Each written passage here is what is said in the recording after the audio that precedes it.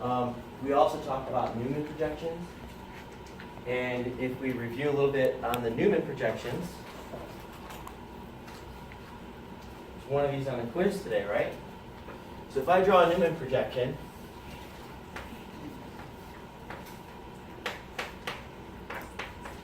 which represents ethane,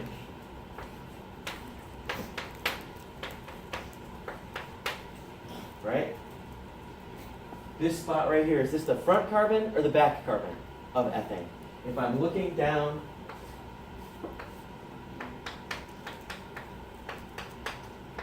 this point here,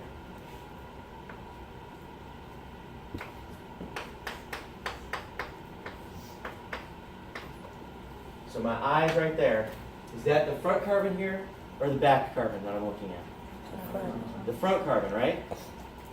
And this ball represents the back carbon.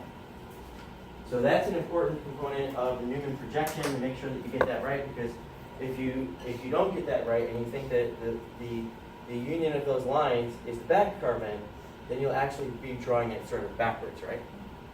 You won't get this dirt. But that's the Newman projection. That's basically how it is. And there are several slides we went through last time in drawing these. Right? We use the models. We're going to be using models a lot again today. Today we're really going to be focusing in on cyclohexane. It's probably the most important three-dimensional ring system that you guys are going to need to know. Right? We talked about the different kinds of interactions, though. We're going to be talking about this today in the context of cyclohexane. But we have these different interactions, right? What's it called when these guys line up so that in the Newman projection they're right on top of each other? Eclipsed, right? And what is it called when they're alternating like this so that we have 60 degrees and we have the same substituents all the way around? What's that called? Staggered. And if I have my big group here in this top position, so if I have a methyl group there and a methyl group down there, what do we call that positioning for the two methyl groups? What is it? Anti, right. Yeah. And if I have my two methyl groups, let's see if I can get to the one that has two methyl groups. If I have my two methyl groups oriented like this, so they're next to each other, but they're not eclipsed where they be directly aligned with one another, what do we call that? Gauche. Right. So these are some of the terms that you guys need to know as we're describing the three-dimensional space and the alignment of the atoms across the carbon-carbon bond when we're talking about a Newman projection. And these represent the different levels of strain that we have in our molecule between the atoms that are attached to those two carbons. Right? So here's just we don't have the staggered up here. We have anti-gauche, another gauche over here. Right?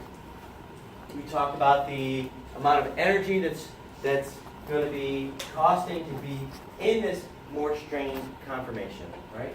So we talked about all of these as we went through last time, but two eclipsed hydrogen atoms, energy cost is 4. A methyl-hydrogen interaction, energy cost is 6. Methyl-methyl eclipse is 11. And this gauche interaction is 3.8.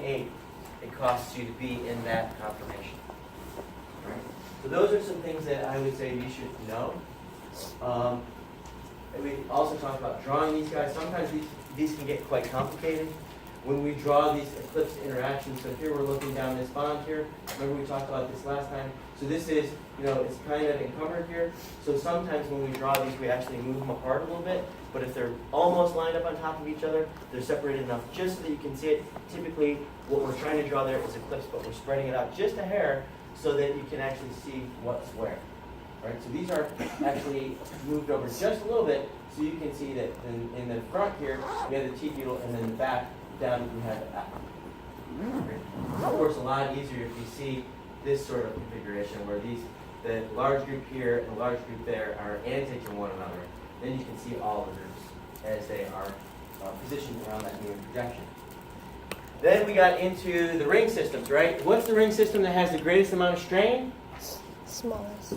The smallest one, right? Because it cannot escape the eclipse interactions, right? So in cyclopropane, we talked about this last time, you can see this Newman projection here. And again, we're drawing this not exactly eclipsed, but we're drawing this very close so that you can see that these guys are actually aligning with one another and it's eclipsed.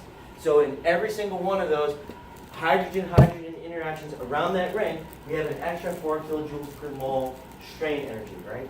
Because every single one of them is eclipsed. And so that's why this one has the greatest amount of torsional strain, but it also has this angle strain, right?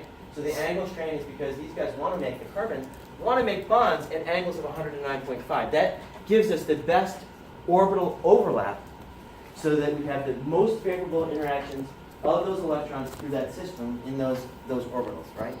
So when we have an angle that's wrong, either the molecule has strain or the orbitals don't overlap, but the angles, that's part of it. So we have angle strain and torsional strain in cyclopropane.